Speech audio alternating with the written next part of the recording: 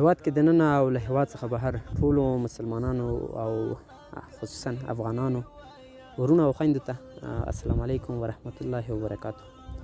هیلهمند یم رک روغ جوړ او د صحت جامې مو پرتم وي. هر ځای چې وي خوشحاله آباد او سرلوړي اوسئ. د هر څه نه مخکې د روژې مبارکې میاشتې په رارسېدلو سره تاسو ټولو ته د روژې مبارکې میاشت مبارکي وایم. تاسو بهتره پوهیږئ چې د افغانستان معمولا ټول ولس په فقر کې ژوند کوي، خو بیا هم هغه کورنیو چې ژوند یې ښه ده، ژوند یې ښه مخته روان ده او حداقل کولی شي له یو بل سره مرسته وکړي.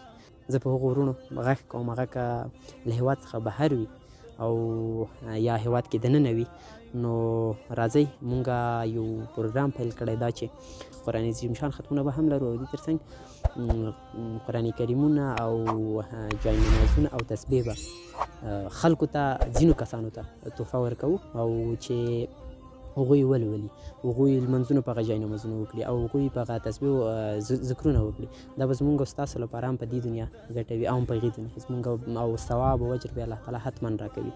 راځئ په دې برخه کې زموږ سره مرسته وکړئ او د مونږ لاسنیوی وکړئ. مونږ به د هېوادوالو لاسنیوی وکړو.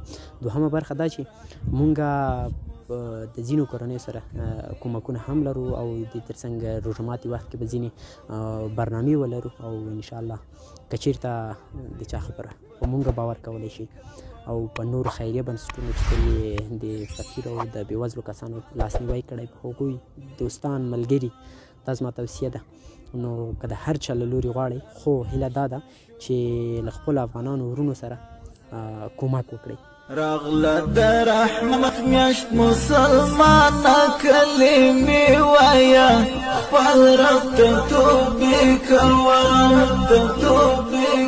ذکر پکې ډېر کوه، مؤمنه هم تسبیح وایه، خپل رب ته توبې کوه.